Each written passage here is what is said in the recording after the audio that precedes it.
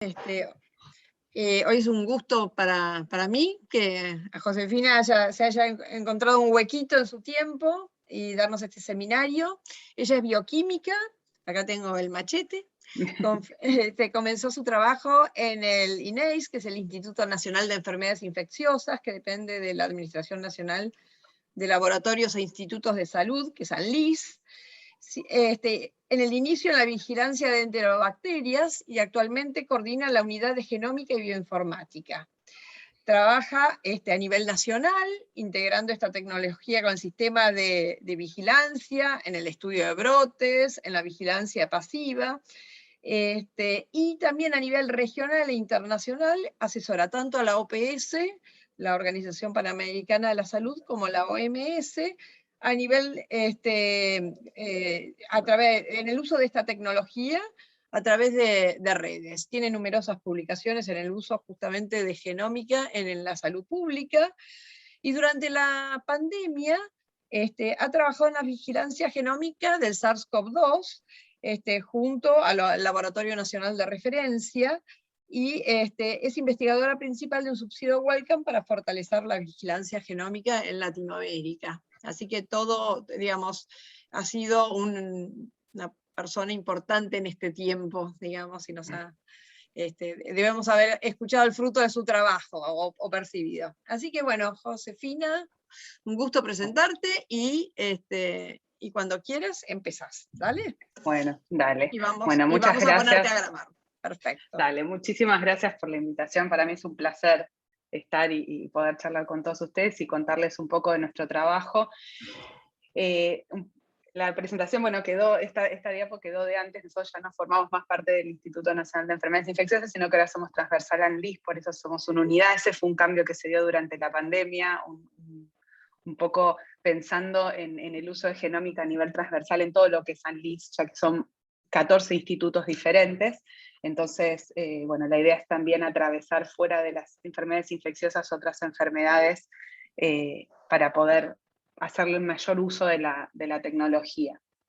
Y acá, bueno, puse los nombres de Tomás y Federico, que son de nuestro grupo, y muchos de los gráficos y cosas son cosas que también ellos han elaborado y han participado, entonces siempre me gusta decir que no presento yo sola, sino que presentamos todo el grupo completo, pues un trabajo, un esfuerzo muy grande de mucha gente, que igual al final lo vuelvo a agradecer, pero para que quede claro que no es el trabajo de uno, sino que fue un crecimiento como grupo. Un poco para contar qué es el Malbrán, que si bien ahora estuvo por ahí con un poco más de prensa, a veces no queda muy claro. Nosotros somos el Laboratorio Nacional de Referencia para el Ministerio de Salud, para todas las patologías que son de importancia en salud pública. Hoy nos atraviesa COVID, pero la realidad es que trabajamos con un montón de patologías, y la idea es que generamos todos datos del laboratorio desde un nivel referencial, no diagnóstico. Hacemos un análisis, una interpretación de esos datos e informamos y firmamos reportes para el Ministerio de Salud. ¿Sí? Esos datos se cargan en el Sistema Nacional de Vigilancia en Salud y derivan generalmente en acciones en salud pública, ya sean en alertas o en cambios de política, en la pandemia con un ritmo mucho mayor, pero para otras patologías lo hacemos permanentemente. Nosotros empezamos a trabajar con Genómica, la plataforma original que era del INEI, se creó en el año 2016, y a mí me gusta a veces mostrar la línea del tiempo porque digo, parece que fue hace mucho tiempo, pero en realidad no fue hace tanto. Es una tecnología que empezamos a usar hace relativamente poco, y se pensó en esta modalidad transversal para poder acompañar a todos los laboratorios de referencia de las distintas patologías.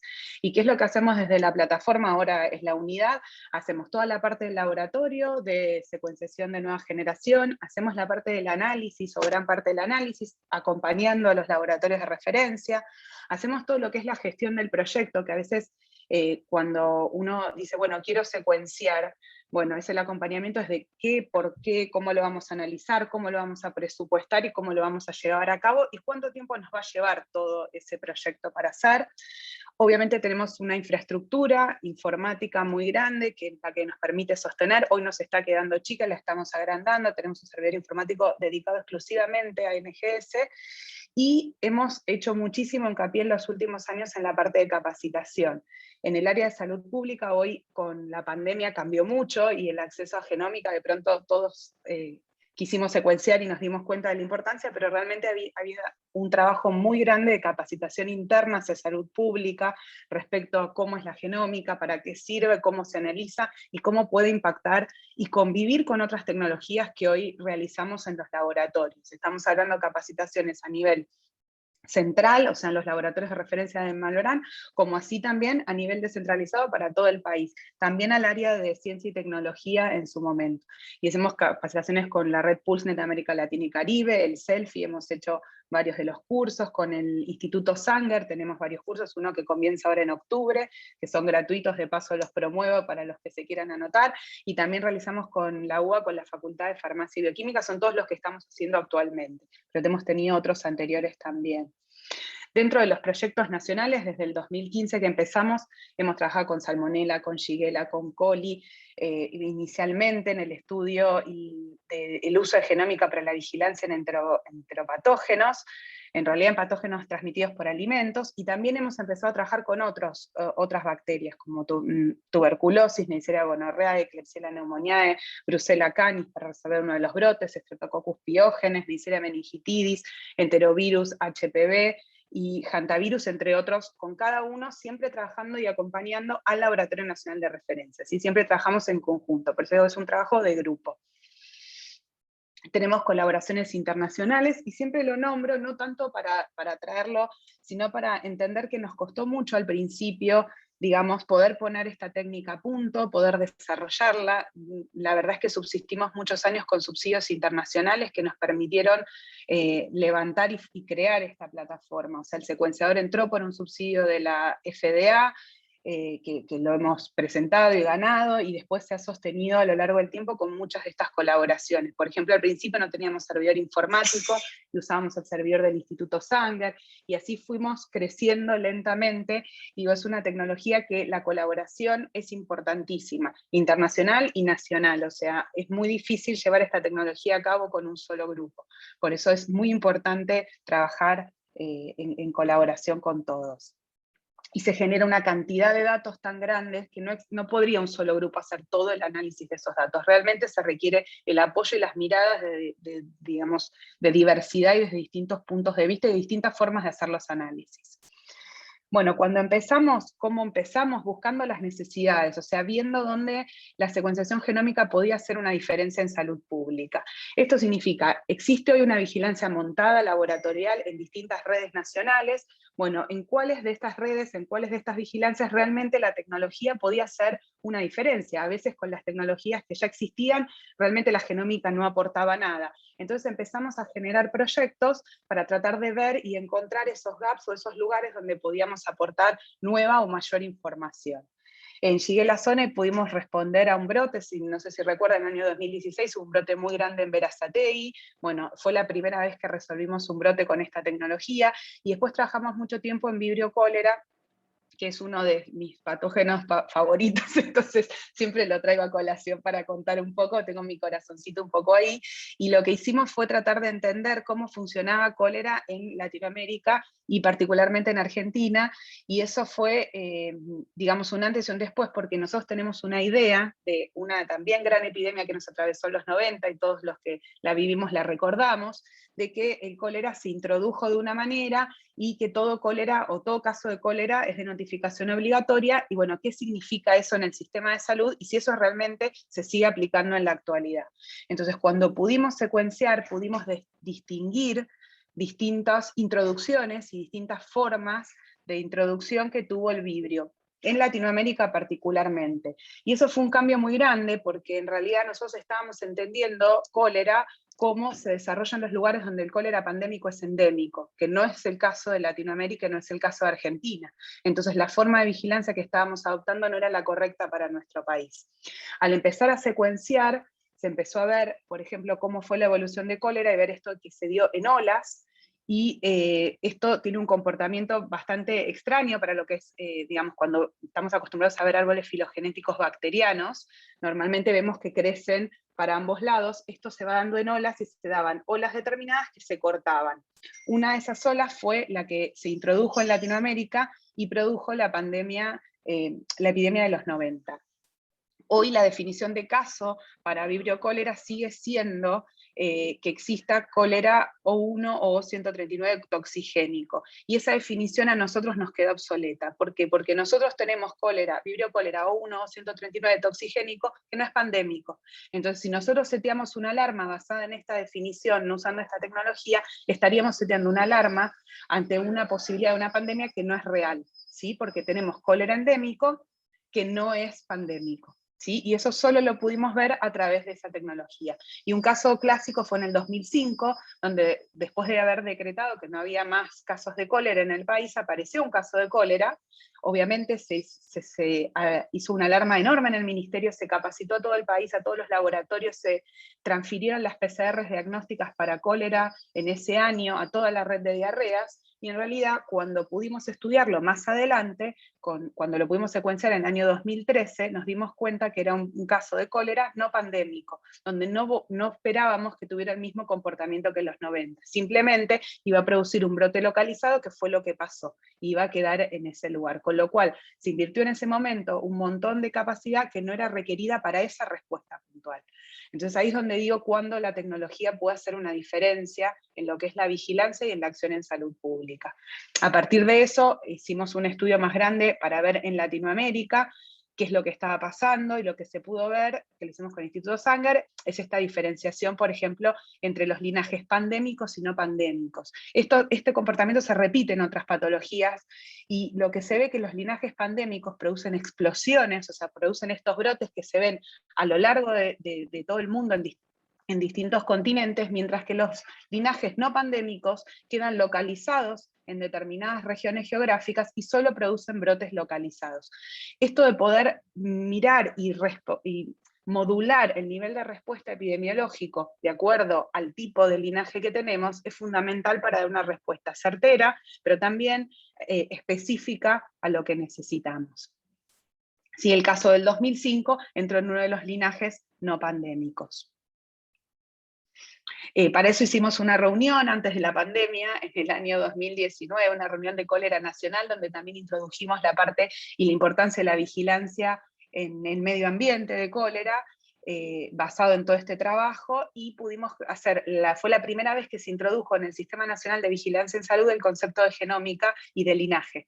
Hoy está distinguido, aparte de ser vibrio cólera O1 o 139 toxigénico o no toxigénico, se agrega si es linaje pandémico o no pandémico. Y eso modula el nivel de respuesta en el ministerio. Esto era como un poco para ponerles en contexto de otros casos fuera de lo que es COVID, en los cuales hace una diferencia.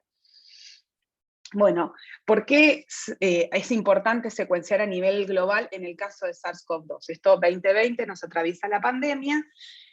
Cuando llegan los primeros casos en Argentina, enseguida nos juntamos con el Laboratorio Nacional de Referencia de Virosis Respiratoria y dijimos, bueno, es importantísimo hacer la secuenciación genómica, tenemos hoy la posibilidad de hacerlo, tenemos la plataforma, veamos cómo. ¿Sí? En ese momento piensen que el genoma del virus recién se había secuenciado y publicado el 12 de enero del 2020, estamos hablando marzo. Había que diseñar el protocolo y poder, digamos, cómo secuenciarlo. Entonces lo primero que nos preguntaron a nivel institucional es, bueno, ¿por qué vamos a secuenciar? Si ya estamos haciendo el diagnóstico, hoy tenemos que focalizar costos en el diagnóstico. Bueno, obviamente está la parte de investigación del origen del virus, que queda más a nivel global, pero también estudiar la expansión global de la epidemia y la variabilidad para asegurar el diagnóstico y el desarrollo de vacunas. En ese momento, piensen, marzo 2020, no sabíamos cómo iba a derivar o cómo iba a evolucionar el virus, eso lo pudimos ver, pero un poco podíamos prever que necesitábamos esta vigilancia y estas fotos para poder entenderlo. Bueno, a nivel global se dio algo extrañísimo, este dato está súper desactualizado en GISED, hoy hay más de, no sé si 3 millones ya de genomas en GISED, y lo que se pudo ver, para los que trabajamos en genómica, es la primera vez que vemos a tiempo real la secuenciación y el seguimiento de un patógeno. Eso hace que realmente tengamos información muy certera, muy específica, en muy corto tiempo. Eso nunca lo habíamos visto antes, nosotros siempre vemos a destiempo la información, porque para el momento que se secuencia ya el brote pasó, o lleva tanto tiempo que no llegamos a ver ni podemos reaccionar. En este caso sí lo vimos a nivel global. y lo más, digamos, orgulloso para nosotros fue que lo vimos a nivel global, pero pudimos participar de esos estudios globales y de ese seguimiento global. Y eso se dio por esto que les contaba, que tenemos una historia recorrida que nos permitió responder rápidamente. Entonces, a nivel nacional, lo que proponíamos era estudiar las introducciones, estoy hablando 2020, ver la transmisión comunitaria local y nacional, hacer seguimiento de los brotes, y estudiar la variabilidad local para asegurar diagnóstico y desarrollo de vacunas a nivel local. Si piensen, en ese momento no había variantes ni de interés ni de preocupación. Entonces estas eran las expectativas. Bueno, teníamos la capacidad instalada, teníamos, digamos, todo acreditado a nivel internacional, teníamos ya varias acreditaciones a nivel internacional, teníamos los reactivos en ese momento para poder secuenciar rápidamente, y la posibilidad de hacer este análisis bioinformático rápido y eficiente. Entonces en ese momento fue, bueno, ¿cómo empezamos? Lo primero que hicimos fue recurrir a nuestros colaboradores para ver si tenían algún ya desarrollado algún protocolo, y en ese caso recurrimos a la gente, digamos, de nuestra red de PulseNet América Latina y Caribe, y el grupo de Chile había realizado ya un protocolo que lo tenían probado, y nos compartieron rápidamente de manera informal ese protocolo, y enseguida encargamos los primers que se adquirieron realmente a tiempo récord para empezar a secuenciar. Y ahí empezamos a hacer los primeros, digamos, las primeras pruebas de laboratorio, haciendo la preparación de bibliotecas, el cartucho. Bueno, esto es para ver un poquito la rutina de la plataforma Illumina.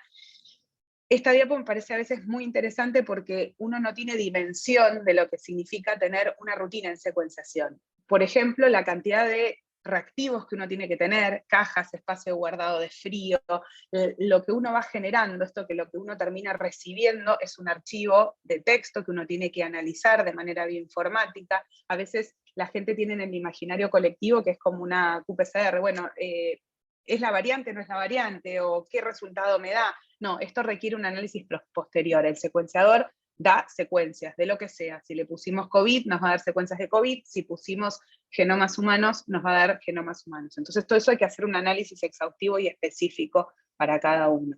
Perdón, por ahí ya algunos ya conocen la tecnología, pero siempre me parece importante hacer la aclaración para el público. Entonces empezamos con este protocolo donde, para contarles un poco cómo fue el pensamiento y la forma de desarrollo del protocolo, del genoma de SARS-CoV-2 se hacían 6 PCRs, 6 RT-PCRs específicas de fragmentos muy grandes, que eran bastante difíciles de obtener. Los amplificábamos, los veíamos en un gel de agarosa, y a partir de esos después hacíamos otras 12 PCRs, Nested PCR, con 12 pares de primers específicos. Esos los volvíamos a correr en un gel de agarosa, y eso era lo que entraba en secuenciación. Obviamente esto tardaba muchísimo tiempo, y acá hay una foto de esos primeros 3 genomas en ese momento, fueron en abril, cuando nos llegaron los primers, donde realmente trabajamos, como dice, en tiempo récord, y prácticamente 24/7, acá se ven las fotos de los pasillos desiertos del Malbrán, y yéndonos de noche prácticamente todos los días, pero bueno, finalmente pudimos hacer que el protocolo funcionara con lo que teníamos en ese momento, y ahí arrancamos la carrera de secuenciación, como le digo yo. Posterior de eso empezó a haber una necesidad a nivel del ministerio, bueno, queremos tener más genomas, necesitamos secuenciar más, en mayor cantidad, entonces optimizamos el protocolo y empezamos a usar otro protocolo que es el de ARTIC, que lo que hace es, hace una RT-PCR a partir de random primers del genoma, y después se hace PCRs con primers de ARTIC, que le llaman ultraplex específica, porque son casi 96 fragmentos que se amplifican dividido en 2 pools, ¿sí? Y ese es el DNA que entramos en el secuenciador. Esto optimiza muchísimo el tiempo de trabajo, pero así todo lleva su tiempo. Esta ultraplex específica tarda 4 horas en el secuenciador, por ejemplo, y la RT otros 40 minutos. Entonces, solamente para obtener el ADN input para la secuenciación son casi 6 horas de trabajo. Después viene la parte de la preparación de la biblioteca, donde también hemos avanzado y hemos cambiado. Empezamos con el kit que teníamos, que era un Nextera XT, después pasamos a uno un poquito más optimizado, que que lo habíamos pedido para otro subsidio y terminó entrando y usando para COVID, y finalmente ya compramos un kit que desarrolló Illumina muchísimo más económico, donde ya tenía las enzimas, los primers y todo hecho para hacerlo de manera más rápida. Eso también optimizó los tiempos de trabajo, no solo es más económico, sino que encima acortó los tiempos de trabajo, porque es específico para COVID y se hace la normalización automatizada de los amplicones. Esto se puede hacer porque todos los amplicones son del mismo tamaño. Nosotros antes hacíamos bibliotecas para cualquier genoma, entonces partíamos de tamaños diferentes de ADN. Ahí obtenemos archivos, digamos, FASTQ, que son archivos de textos de las distintas muestras. Siempre piensen que esto se pulea, o sea, todas las muestras se secuencian juntas y después las dividimos por los índices que pusimos. Una vez que obtenemos estas secuencias cortas, hacemos un mapeo contra una referencia, ¿sí? Es la referencia, seguimos usando la misma secuencia de Wuhan original, y a partir de ahí, esas reads mapeadas, empezamos a ver las diferencias que hay respecto a esa referencia original. Entonces, al principio, si ustedes recuerdan, también había muy poquita variación, no veíamos estas variantes de interés o de preocupación que vemos ahora, entonces teníamos que ir muy al detalle de ver cuáles eran las variaciones que tenían, eran muy poquitas. Una vez que hacemos ese mapeo, hacemos un consenso usando distintas herramientas bioinformáticas y finalmente nos quedamos con un archivo FASTA, ¿sí? Un archivo de texto pleno, del cual obtenemos toda esta información. ¿Qué hacemos con esos archivos FASTA? Bueno, analizamos la calidad, los subimos a GISET para compartir a las bases públicas, ahí hacemos un mea culpa que a veces estamos un poco retrasados con la subida a GISET porque no es muy sencilla y somos las mismas personas las que secuenciamos, analizamos y subimos a GISET, así que a veces nos demoramos un poquito más de lo que quisiéramos, y sí, estamos todo el tiempo viendo mutaciones en regiones de interés y viendo a qué clados y linajes pertenecen. Hay que tener en cuenta que hoy existen distintas nomenclaturas, todas coexisten, entonces a veces eso confunde mucho. Tenemos los clados de Nextstrain, los linajes de pangolín y los nombres que le pone GISET, entonces los que no están en tema a veces es muy difícil. Y por otro lado tenemos la nomenclatura que le ponen los medios de comunicación o redes sociales, como el origen geográfico, que hoy estamos tratando de desterrar con la nueva nomenclatura de OMS. Entonces decimos la variante de Reino Unido, la variante de Manaus, la variante andina, la de Sudáfrica, la de India, que estamos tratando cada vez de usar menos, pero en el colectivo de la gente realmente se sigue utilizando y a veces es muy difícil de desterrarlo. ¿Qué pasó entre marzo y mayo del 2020? Ahí empezamos a ver, bueno, como les decía, ahí las variantes no eran tantas. Una vez que vimos las introducciones iniciales, queríamos ver qué era lo que pasaba. Ahí empezamos época del ASPO, ¿sí? No había circulación de personas comunitarias, no del virus, no había circulación de personas, por ende no había circulación del virus, digamos, más que restringido a los lugares, y entonces ahí pudimos hacer un muy lindo trabajo con el plan Detectar que se hizo en los distintos barrios de Cava, y podíamos identificar los distintos linajes que estaban circunscriptos a los distintos barrios, en este caso a los barrios Richardelli y Mujica. ¿Sí? Y pudimos distinguir perfectamente cuáles eran los clados que circulaban en cada uno de ellos. Esto nos permitió ver un poco la introducción en los barrios y la circulación local. Cuando hacíamos el árbol y lo comparábamos con todo lo que circulaba en Latinoamérica, todavía se podía ver mejor ese sesgo geográfico, ¿sí? De los barrios, y eso fue todo el trabajo que empezamos a hacer en el 2020. ¿Qué pasó en diciembre del 2020? Hasta ahí pensamos que íbamos a seguir haciendo una vigilancia genómica regular, solamente tomando fotografías de los distintos lugares del país para ver, una vez que se levantaran las medidas, cómo el virus empezaba a circular, y estudio de brotes, pero en el 2020 la historia cambió. Empezaron a surgir estas variantes que lo que presentaban en un gran número de mutaciones, principalmente en la proteína Spike. Entonces ahí empezó la alarma otra vez. Y pongo la foto de Twitter y de uno de los blogs que nosotros seguimos, que es el virological.org, porque realmente mucho de lo que iba pasando, como la pandemia fue sucediendo, no llegábamos a ver el trabajo publicado, no llegábamos ni siquiera a ver un preprint, era simplemente información que se iba compartiendo entre los distintos grupos de investigadores que estaban en el tema. Entonces realmente en ese momento las redes sociales y también las redes internas de colaboradores era lo que nos mantiene y nos sigue manteniendo hoy todavía informados de lo último que va pasando. creo que todos eso lo podemos reflexionar y fue algo que nos tuvo que hacer muy versátiles durante la pandemia para flexibilizarnos en eso, porque uno siempre estaba esperando el paper, la publicación para hacer una decisión, y en este caso no había tiempo, había que seguir avanzando. Entonces, en este caso, fue cuando la Organización Mundial de la Salud empezó a definir estas variantes, lo que se llamaban variantes de preocupación o variantes de interés en castellano, pero a su vez, aparte de las definiciones que hizo la Organización Mundial de la Salud, después determinó que las autoridades nacionales podían determinar sus propias variantes de interés y preocupación, lo cual es lógico, porque no todo lo que circula en todo el mundo es exactamente lo mismo, y a partir de ahí empezamos a hacer una vigilancia regular de genómica con el Ministerio de Salud.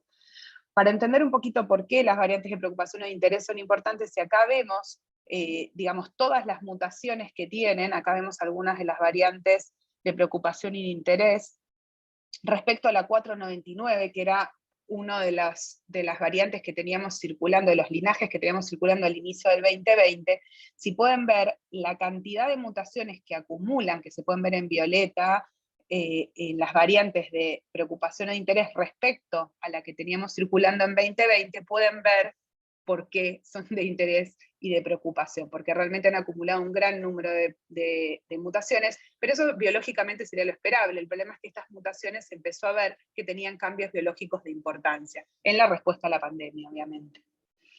Ahí fue cuando la Organización Mundial de la Salud empezó a cambiar la nomenclatura y empezar a usar el alfabeto griego para denominar las variantes de interés y de preocupación, y saca todos los martes, para aquellos que les interesa, un reporte donde se puede ir viendo las nuevas evidencias científicas que van caracterizando cada una de estas variantes.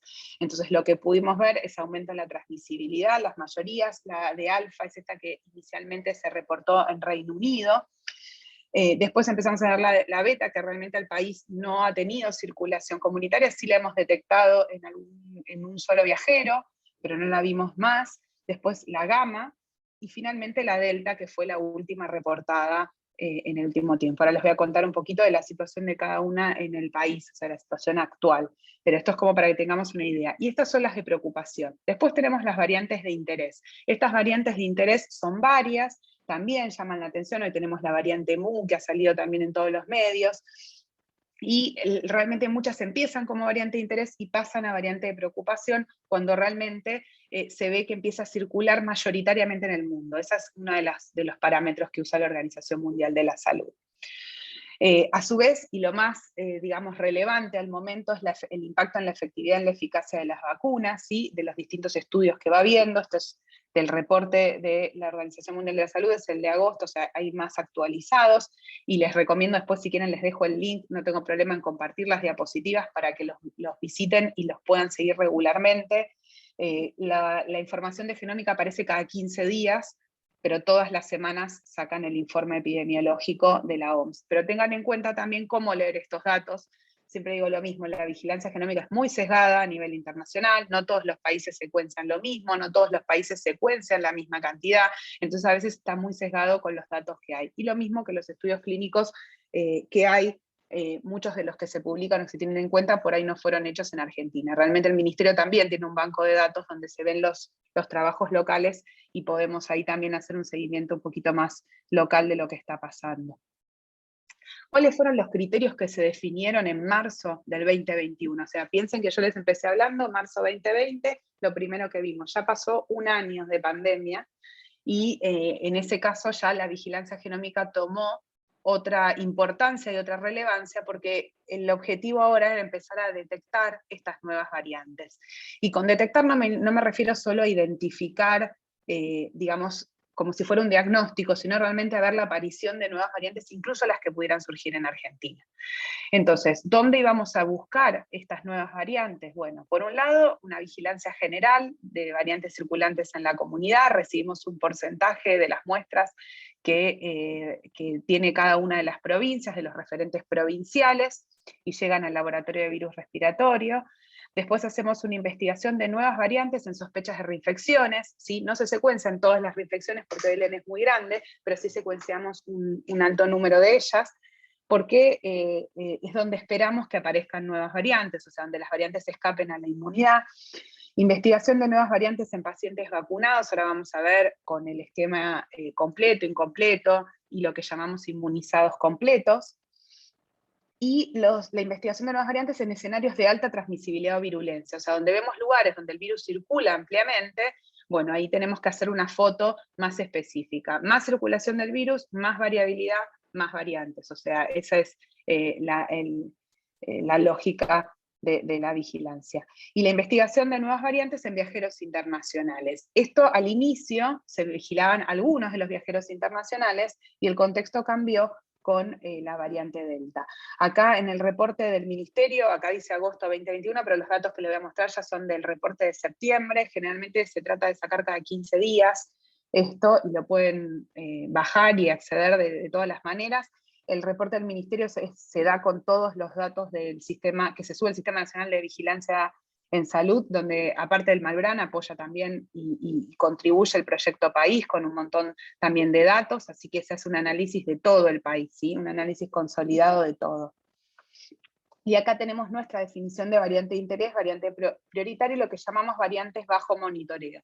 Por ejemplo, la variante MU, antes de que se llamara MU y fuera de interés, nosotros ya la veníamos monitoreando porque habíamos encontrado varios casos de viajeros y algunos de circulación, no, o sea, no circulación comunitaria, sino de algunos casos que no estaban asociados a viajes internacionales, que habíamos visto una serie de mutaciones muy altas con un linaje determinado. Entonces esa ya la teníamos como variante bajo monitoreo antes de que la OMS la determinara como variante de interés. Entonces siempre es bueno chequear ambas definiciones porque no siempre se correlacionan. Cuando vemos un poco el acumulado de lo publicado entre enero a septiembre del 2021, como les contaba, cuando se hizo una necesidad ante la aparición de la variante Delta y se tomaron medidas respecto al ingreso de los viajeros internacionales, a partir de ese momento empezamos a secuenciar acá en el Malbrán todos los viajeros internacionales que daban positivos en el punto de ingreso de Ezeiza. La idea era poder detectar el ingreso de la variante Delta y frenarla lo más posible hasta poder completar el esquema de vacunación lo más completo en el 50% de la población aproximadamente. En ese periodo se habían secuenciado 706 viajeros, que eran todos los positivos que habían llegado hasta Ezeiza entre marzo y agosto. Ya en septiembre esa medida se cambió, y lo que se podía ver era que el 50% de los que ingresaban eran variante Delta. Por eso también la medida se cambió, pues en un momento, al final, la verdad es que el 80% de lo que secuenciábamos de viajeros internacionales terminaba siendo variante Delta, sí que era lo que estaba circulando a nivel mundial. Entonces, tampoco tenía mucho sentido hacer una vigilancia tan estricta en esa situación. Por eso les digo que esto de la vigilancia de viajeros es para ver las nuevas introducciones. Así fue como también detectamos la variante MU al inicio. Hoy seguimos haciendo la vigilancia de viajeros, pero no se secuencia el 100% de los viajeros, menos ahora que se aumentó el cupo y el N es muy, muy grande. ¿Qué pasa con las muestras a nivel comunitario? ¿Sí? Hay un total de 4.532 muestras de genoma completo secuenciados entre enero y septiembre, y hoy todavía vemos una predominancia de la variante gamma. Este informe es de la semana epidemiológica 35, que es de fines de septiembre. Hoy ya tenemos más datos, hoy ya tenemos secuenciados 5.700 muestras más o menos, de las cuales solo 800 son de viajeros, así que aumentó un poquito más el N, pero aún no tenía los gráficos al día de hoy para poder mostrarlos. Pero las proporciones se mantienen muy claramente, sigue siendo predominante variante gamma, seguida por lambda, que va aumentando, y la delta, acá la vemos muy bajita, aumentó un poquito más, pero no sigue siendo la predominante, sí sigue manteniéndose en un bajo número. Ahí vemos la variante MU, que como podemos ver, digamos, en no viajeros tampoco la vemos en circulación comunitaria ampliamente, ¿sí? Cuando vemos la distribución, este gráfico es muy interesante por lo que les contaba, cómo cambió, digamos, desde el principio de año el porcentaje. Antes veíamos en gris están las variantes de no preocupación, no interés, y eran por ahí un 50-50, y ahora vemos que todas son de preocupación o de interés, o en su gran mayoría, ¿sí? Entonces hoy ya realmente la vigilancia hace otra, digamos, tenemos que ver otra perspectiva, muy diferente a la que veíamos antes. Cuando vemos los resultados por las distintas regiones, tenemos también los resultados discriminados por provincia. Hay un cierto sesgo en cuanto al muestreo, obviamente, pero podemos ver que el centro y sur son los que más proporción tienen de variantes de preocupación y de interés respecto a otras regiones del país. Eso todavía se sigue manteniendo al día de hoy. Después, respecto a la distribución en los inmunizados, esto que les contaba, o sea, ahí comparamos los que están no vacunados, los que tienen la primera dosis menor a 21 días, primer dosis mayor a 21 días sin aplicación de la segunda dosis menor a 21 días, y después los completamente inmunizados, que son los que tienen la segunda dosis con más de 21 días, ¿sí? Entonces ese es un dato que se saca del CNSB y podemos compararlo con los datos que tenemos de secuenciación de estos pacientes. Siempre tratamos de, digamos, de secuenciar todos los vacunados que son positivos para COVID y que de alguna manera la muestra llega, ¿sí? Porque es parte del criterio de vigilancia. Entonces lo que podemos ver es que entre los no vacunados y los inmunizados completos, la proporción de variantes se mantiene más o menos igual. Sí vemos un aumento en los estadios intermedios de variantes de preocupación, pero no lo vemos en los inmunizados completos todavía. Eso es una buena noticia y habla de que mantenemos un poco esa proporción. Esto es volviendo un poquito a lo que les contaba antes y cómo cambió la vigilancia, cómo en el 2020 todo lo que veíamos eran otras variantes, no preocupación, no interés, y hoy cada vez más vemos variantes de preocupación o interés. Y cuando lo vemos en perspectiva y ver la distribución, esto que les contaba de las variantes de preocupación o interés respecto a las diferentes zonas, ¿sí? Ven cómo en ciertas zonas geográficas son todas variantes de preocupación o de interés, y en otras vemos todavía un poco de circulación de no preocupación, no interés. Es igual, lo vamos monitoreando más en detalle.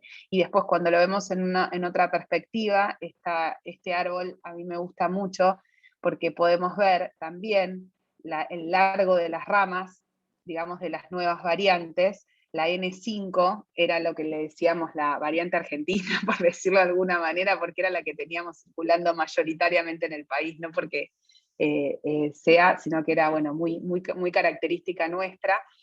Quedó, digamos, bien atrás respecto a lo que después fue tomando, en este caso la P1, que es la gama, más adelante, ¿sí? Y después la de Reino Unido, la que llamamos de Reino Unido. Y acá cuando lo vemos más en detalle y comparamos estas variantes de preocupación y de interés, lo que hacemos siempre es chequear las mutaciones en la spike y en realidad en todo el genoma. Entonces podemos ver esto que les decía, lo mismo, la N5, la poca cantidad de mutaciones que tiene respecto al resto de las variantes, se las ve en otros colores mucho más llamativos. Pero es un poco por qué la importancia de vigilar estas variantes más en detalle. Ahora, ¿en qué estamos trabajando? Aparte de que seguimos monitoreando todo esto, ahora es muy importante el estudio de brotes. Hacemos una focalización en el estudio de brotes porque es lo que se vio a nivel internacional cuando la Delta se empezó a introducir. Entonces, bueno, ya tuvimos el brote en un colegio de Ciudad Autónoma de Buenos Aires, causado por una variante de interés Delta, se secuenció rápidamente, y se hizo rápidamente el estudio filogenético comparándolo con el resto de las delta que teníamos secuenciadas acá localmente, o sea, que sabíamos que se habían introducido en el país, ya sea por viajeros o los pocos casos de circulación comunitaria que teníamos. El análisis se pudo dar rápidamente, dio una identidad del 100%, y se vio que presentaban dos sustituciones no observadas en otros genomas de este set de datos, o sea, de todas las variantes delta. Acá estamos comparando delta con delta, no estamos comparando con el resto de las variantes. Y deltas que se introducieron, se fueron introduciendo en Argentina. A su vez pudimos hacer un análisis filogenético más detenidamente, vimos que el clúster se agrupaba con otra muestra, en este caso asociada a un viajero, pero la identidad ya no era del 100%, ¿sí? O sea, no estaba asociada directamente al brote, sino que ya tenía 2 nucleótidos de diferencia.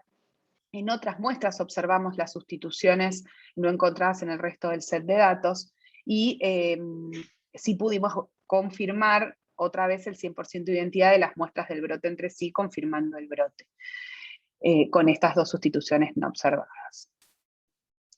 Bueno, eso es un poquito contándoles la vigilancia, agradeciendo, como les decía, que hay un grupo muy, muy grande. Este es nuestro grupo de trabajo de la unidad genómica. Está Tomás, Fede, Ezequiel, Sol, Denise, Julián.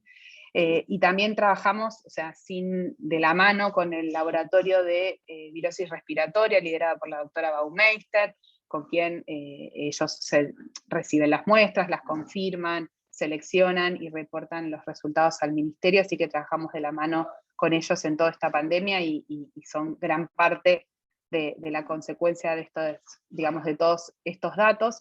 Y siempre me gusta mencionar al final de la presentación y no dejar de agradecer a todo el sistema de salud, porque finalmente son los hospitales, los centros de salud los que terminan atendiendo, confirmando, diagnosticando estas muestras que finalmente se secuencian, que simplemente son una ventanita muy chiquita que refleja ese esfuerzo del sistema de salud.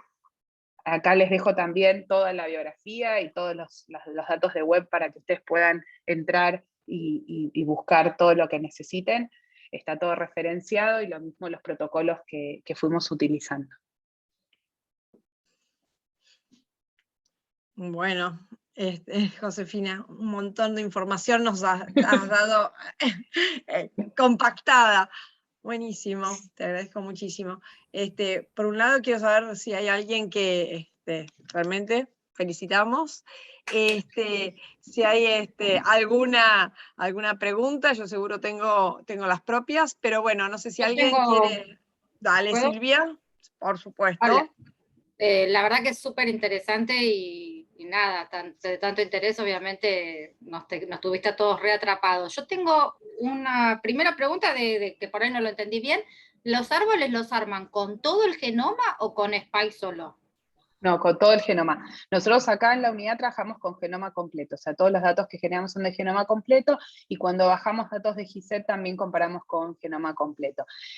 Nosotros, digamos, el Grupo País sí está haciendo la vigilancia con la Spike, y también hacen los árboles con la Spike, pero bueno, los que hacemos desde acá de la unidad son con genoma completo. Entonces siempre secuencian el genoma completo, porque te iba a preguntar si no era más como expeditivo, solo levantar Spike, si es la que es de interés, la que tiene la que denomina variante delta, gamma, la que sea, levantar eso y secuenciar eso solo. ¿Para qué secuenciar todo el resto si en definitiva lo que más te importa es mirar eso, para saber qué está circulando? Sí, es expeditivo, pero también a veces perdemos otros cambios y no sabemos, digamos, la idea es seguir a largo plazo. Sí, es buenísimo como alternativa, sí, como para hacer a grande, ¿no? Absolutamente. De hecho es confirmatorio, ni siquiera es un screening. Hoy si por la Spike se determina que es delta o es gamma, ya está, es confirmatorio. Pero en este caso nosotros usamos la estrategia de genoma completo, y realmente hoy el costo que nosotros manejamos acá a nivel de Malbrán de secuenciación es bastante bajo al día de hoy. Entonces, sí, el tiempo de respuesta es más largo, porque es una técnica que es un poquito más laboriosa, entonces en tiempos de respuesta es un poquito más largo, pero nos sigue funcionando mejor hacer el genoma completo. Y por otro lado nos permite ver, digamos, a largo plazo cómo va evolucionando todo el resto del genoma. A veces pasa que por ahí, o sea, las variantes de preocupación e interés tienen más de 30 mutaciones a lo largo del genoma, mientras que en la Spike hay un número de ellas y algunas también impactan. Hay un trabajo que realiza el laboratorio de Bloom, donde evalúa todas las mutaciones y algunas mutaciones fuera de la Spike que también tienen importancia biológica y que está recomendado igual seguir vigilándolos. Por supuesto que como screening sirve, también está como screening la PCR a tiempo real para detección de variantes, que también sirve, por supuesto. O sea, todo lo que sea a nivel local y rápido y expeditivo para tomar medidas de salud, siempre es bienvenido. Nosotros lo que hacemos es un panorama un poco más amplio, y lo hacemos en general con la vigilancia de otros patógenos. Por eso digo que es la vigilancia genómica a largo plazo, e ir viendo la evolución y cómo va sucediéndose. Okay, gracias. Josefina, vos que ahí mostraste que el 50% más o menos de los viajeros tenían la variante Delta, sin embargo, la verdad es que no difundió así como se esperaba o como se dramatizaba, qué sé yo. ¿Eso fue porque realmente se acercó a la gente o porque, cuál es tu explicación? O, digamos, ¿el grupo familiar se contagió, no se contagió o qué? Bueno, esto acá hablo a título personal, y tómenlo de esa manera, digamos. Yo no soy viróloga, eso lo aclaro, nosotros estudiamos genómica y estamos estudiando el genoma de SARS-CoV-2, venimos desde ese lugar. Tiene múltiples explicaciones para mí. Por un lado, sí, el aislamiento y el cercado. Sí hemos visto que igual que hay algo de transmisión comunitaria actual, pero es muy baja. El por qué no, puede haber múltiples causas. Los ejemplos que tenemos en general son de países donde tenían otras variantes de preocupación circulando. Nosotros acá en Latinoamérica vemos la gama, particularmente en Argentina, vemos la gama en una alta proporción. Entonces también es un poco esa interacción entre las variantes que tenemos circulando a nivel comunitario, mayoritariamente con las que se van introduciendo. Cuando ingresó la gama al país, de hecho, la alfa tampoco estaba tan diseminada y hubo ahí como un juego de predominancia, y es un poco lo que se está dando. También se introdujo hace relativamente poco como circulación comunitaria, recién ahora estamos viendo la amplia circulación de la gente también, entonces bueno, vamos a ir viendo en qué termina y cómo. Y lo otro también, no hay que olvidarse que en otros países cuando ingresó la gama, por ahí el porcentaje de vacunación no era tan alto, y acá tenemos un alto porcentaje, la delta, perdón, de vacunación a nivel nacional. Entonces eso también puede influir. No creo que sea una sola causa, creo que son múltiples. Sí creo que en el momento sirvió mucho, digamos, esta frenada para dar tiempo a completar el esquema de vacunación, y bueno, a dar un respiro para que la Delta no arrasara tanto. Todavía igual es muy pronto para decir, tenemos que esperar. Generalmente desde la introducción de Delta a nivel comunitario en algunos países hasta su explosión también pasó más tiempo. Entonces vamos a ver cómo sigue evolucionando, digamos, acá en el país. Y te quería hacer otra pregunta. Vos mostraste una serie de mutaciones, un grafiquito donde tenían los puntos blancos y violetas, y había una en particular que era unas Aspartic 614 a glicina o algo así, que una vez que mutó se mantuvo firme. ¿Le dio algún beneficio particular? ¿Hay algo en relación a eso? Sí, hay varios estudios que hablan del fitness que dio la de 614. Cabe destacar que igual hay algunos lugares donde todavía sigue circulando sin la de 614. Acá ya ingresó directamente con esa mutación. Pero sí, hay varios estudios que se vio que le da un mejor fitness y por eso se supone que se fijó. Pero también hay estudios que dicen que no necesariamente fue por eso, sino que por cómo el virus se fue expandiendo a nivel mundial y de dónde fue ingresando y por qué copó rápidamente. O sea, que puede explicarse también por una cuestión epidemiológica y no tanto de fitness evolutivo. Perfecto. Bueno, a ver si hay algunas preguntas más del auditorio.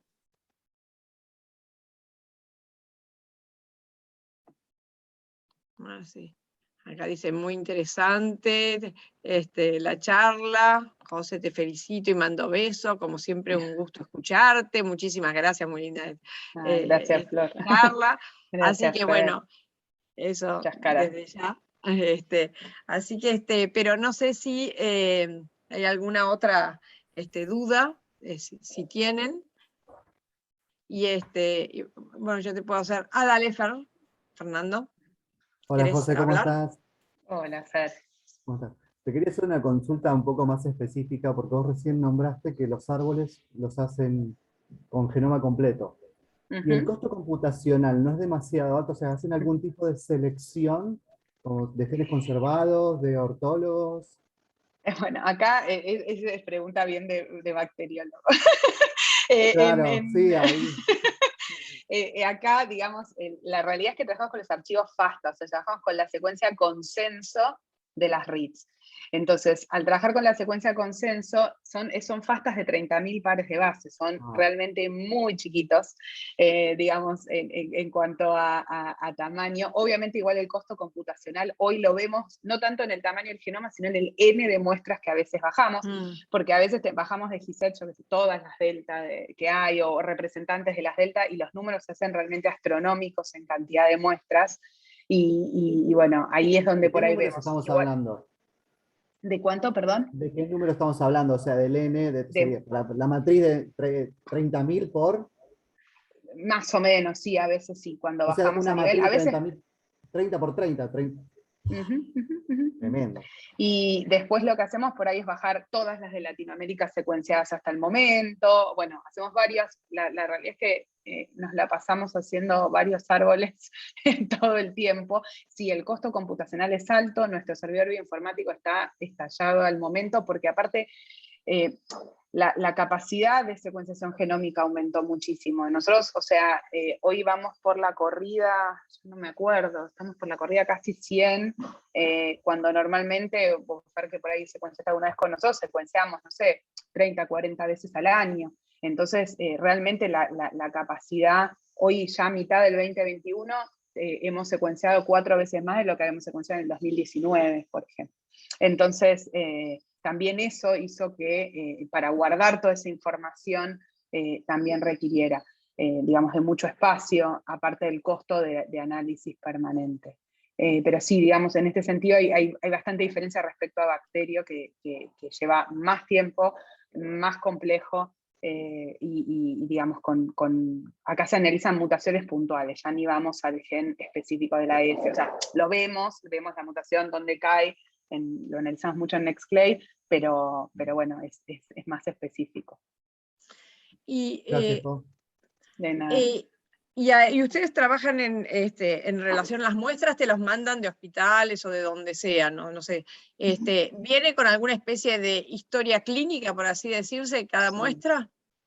Sí, por supuesto. Acá, sí, el laboratorio de referencia recibe con una ficha epidemiológica que preferentemente esté completa en su totalidad, a veces por ahí falta algún que otro dato, y lo más importante de todo, como esta notificación obligatoria, COVID, todo este dato también se asocia a los datos del paciente que se cargan al Sistema Nacional de Vigilancia, por eso esto está asociado a los datos de vacunación, y a otros datos del paciente. Podemos ver también la historia de la reinfección en el caso de que haya habido otra muestra del mismo paciente.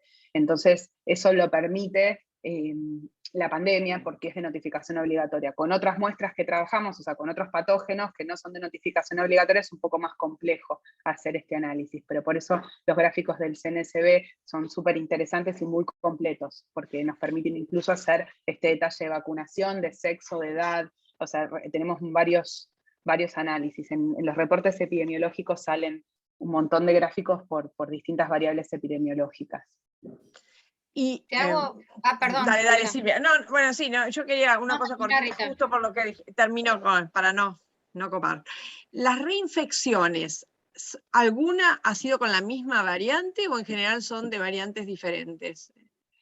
La realidad es que para determinarla como reinfección necesitamos medio saber que fue de distinto linaje, variante, clado, depende lo que determinamos. Tenemos algunas reinfecciones confirmadas, otras que al ser de la misma no podemos confirmar si es una reinfección o una recidiva, o sea, si es, claro, digamos, si es una infección a largo plazo. Entonces, lo que sí podemos ver con secuenciación de genoma completo, y hay una diferencia con el de Sanger, es cuando vemos coinfecciones, o sea, cuando vemos por ahí que conviven más de una variante en el mismo paciente, y ese tipo de detalles más profundos. Eso lo logramos con la profundidad de la secuenciación. Entonces, en algunos casos, por ahí vemos que vemos el mismo linaje, pero a su vez vemos en el segundo que está empezando a predominar, por ejemplo, otro. Tampoco podemos confirmar la reinfección, pero sí podemos ver que se introdujo otra variante en el medio. Perfecto, muchas gracias. Silvia, por favor. Sí, no, era una pregunta de ignorancia técnica. ¿Se parte directamente del hisopado o necesitas hacer una amplificación previa para tener sensibilidad del método? No. Se parte del hisopado, incluso a veces mandan el ARN extraído para el diagnóstico, por ejemplo. Lo que sí, los requerimientos técnicos que tenemos es que el CT sea menor a 30, si necesitamos una carga viral más o menos alta.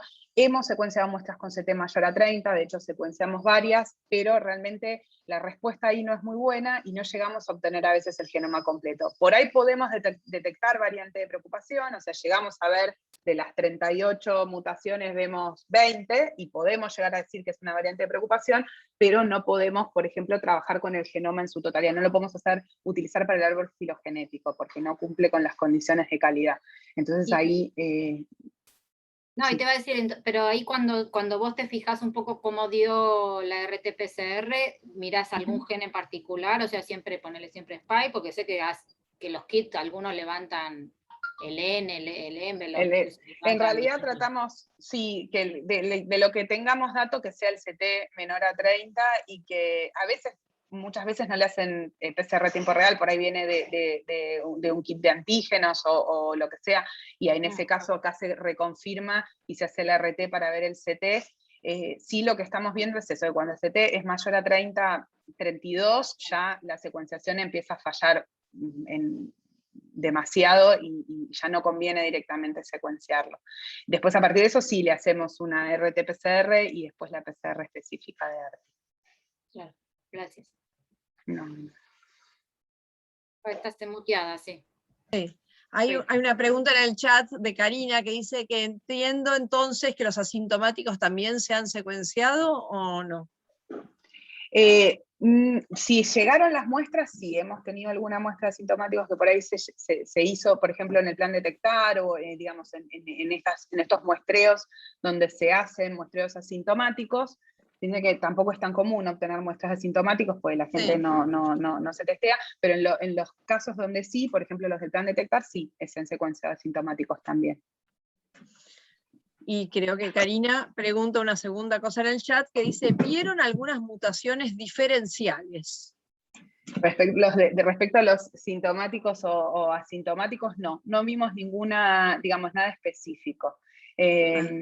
Hemos visto las mismas variantes con las mismas mutaciones, nada significativo. Siempre tratamos de ver, también el N es muy bajo, o sea que eso también sesga bastante el análisis, pero no vimos nada específico entre sintomáticos y asintomáticos.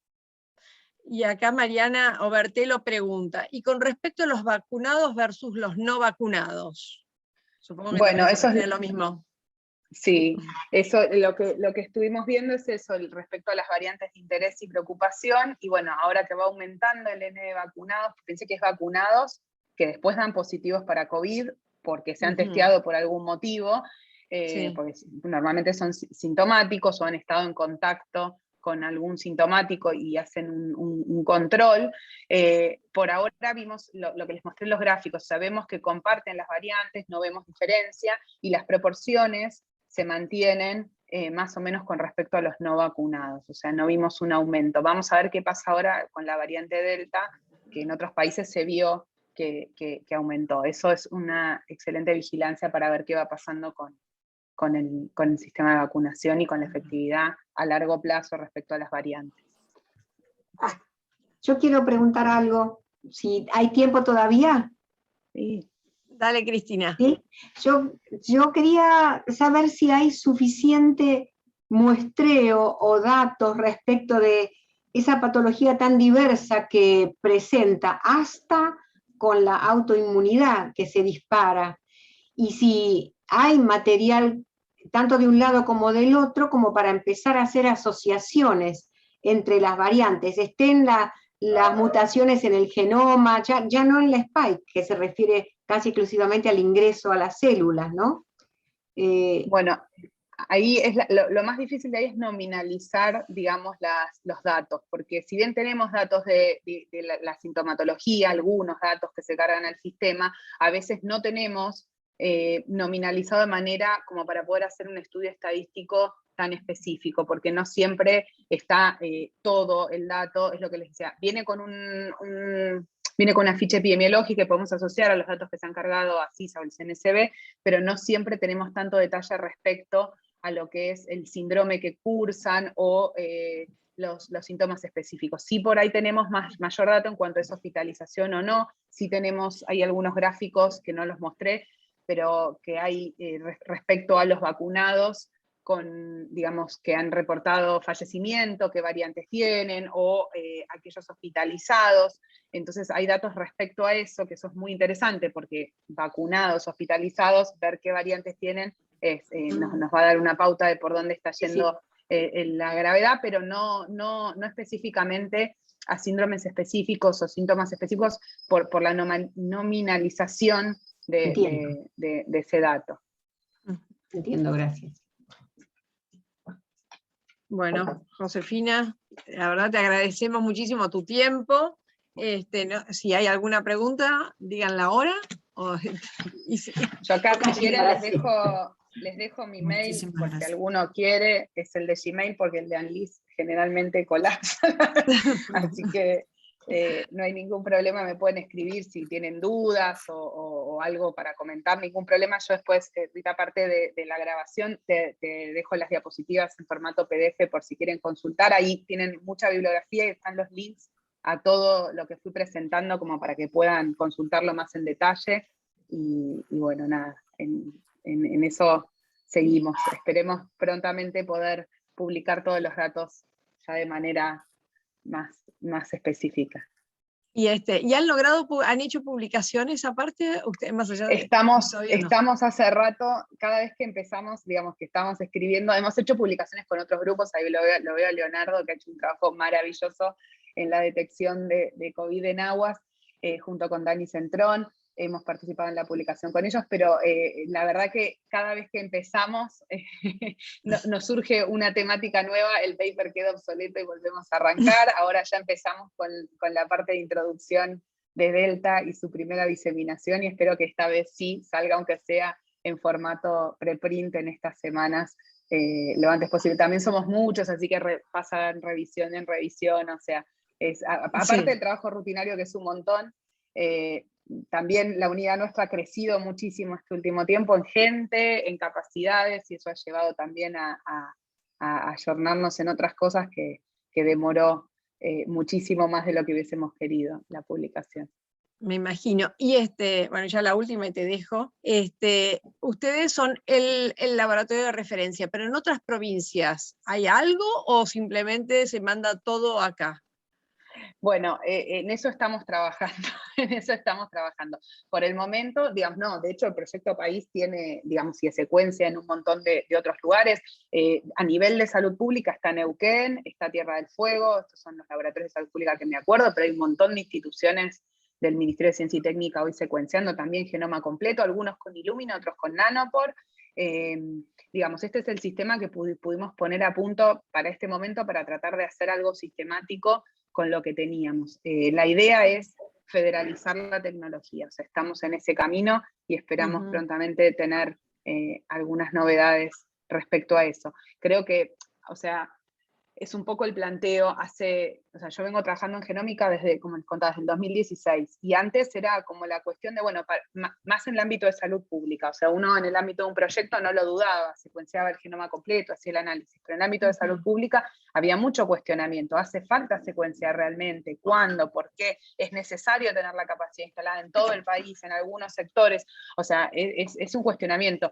Por eso les decía que muchas veces en lo que es la vigilancia laboratorial del patógeno hay que tener en cuenta un montón de factores. ¿Cómo se hace, digamos, desde el diagnóstico y la vigilancia a nivel descentralizado, y cómo se va centralizando los referentes provinciales y a nivel nacional? Para algunos casos hace falta que todo venga a nación, para otros no. Entonces, bueno, un poco es repensar, y es una tecnología que realmente hace 2 o 3 años parecía muy costosa. Hoy se ha abaratado el costo muchísimo, muchísimo, muchísimo en 2 años. Así que eso también permite acercar y pensarlo por ahí en cómo instaurarlo. Desde la unidad tenemos la misma, digamos, pensamiento para el resto, más a nivel de salud pública en otros hospitales o en otros descentralizados, el pensar esta transversalidad y saber que, perdón, que me suena un teléfono, porque lo tengo en la computadora también, saber que se puede usar para varios patógenos al mismo tiempo. Eso hace que se optimice la tecnología muchísimo en lo que es salud pública. Entonces vamos por ese camino y bueno, estamos viendo cómo poder mejorar todo eso. Bueno, te agradezco nuevamente, así que te saludo, creo que todo el mundo ha estado muy interesado. Hasta mis perras que han venido, ese es el ruido de fondo. A saludar. Que han venido a saludar y que no las he podido eliminar porque no hay nadie para que me las saque. Bueno, te agradezco muchísimo, Josefina, y vamos a pasar todos los datos que nos han pasado, y va a ser, bueno, la tenemos en la red. Así que Muchísimas gracias Muchísimas nuevamente. gracias. Gracias, Gracias a Josefina. ustedes. Gracias, muchas gracias. Muchas gracias.